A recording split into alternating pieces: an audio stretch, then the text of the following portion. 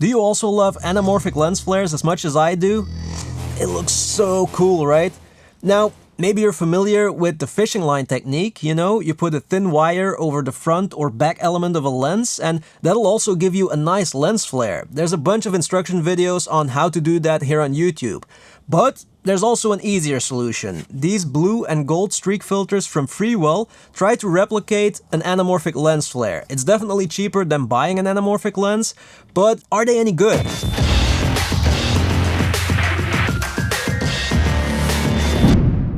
Okay, so the first thing you need to understand is that these filters try to replicate an anamorphic lens flare. They don't all of a sudden make your footage look anamorphic, because anamorphic is much more than just a blue lens flare, you know what I mean? So these filters will give your image just one of the characteristics of an anamorphic lens, the flare. Now, how do they work? Well, both these filters have thin lines across the surface, and when the light hits these lines, you get that nice lens flare.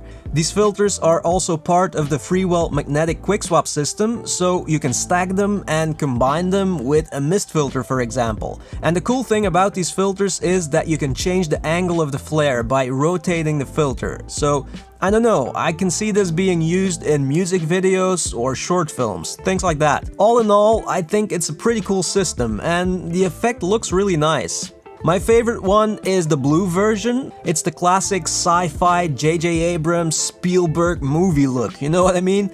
But the gold version is actually also pretty cool if you're shooting a sunset for a travel video, for example. The blue version in combination with a sunset, I don't know, I think gold looks better. Even though the blue flares don't look super blue if the light source is warm and yellow. So it seems like the color of the flare depends on the color of the light source. If you want a super blue flare, then you need a white light source. But of course, what you like, what you don't like, that's all very subjective. But it does look cool, so if you're into lens flares, then I think you definitely enjoy using these filters for specific projects like short films or music videos on a budget, you know? But of course, there are also downsides. First of all, these filters try to replicate an anamorphic lens flare, and that's it. It doesn't look like a real organic anamorphic lens flare. Also partly because the rest of your image doesn't look anamorphic, so people who know what to look for will spot it in a second that it's not real. And sometimes you also get weird effects like the actual lines appearing in the bokeh balls, or when you stop down to very small apertures. So, you know, you really need an ND filter for the best results if you want to use these filters outside during the day.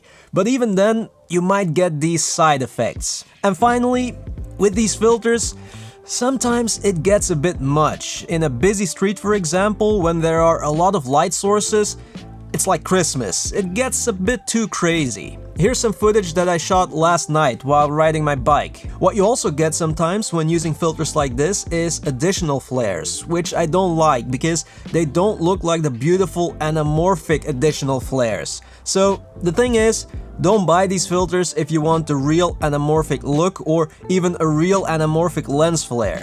It tries to replicate one, but it's not the same as the real thing. But, like I said, you can definitely use these filters for projects like music videos, short films on a budget. No problem, it looks really cool. Or even if you want that sci-fi look on a budget. It does work. You just have to be careful that it doesn't look too crazy, you know, depending on how many light sources are in the image. So, yeah, and that's it. Thank you so much for watching, guys, and see you in the next one.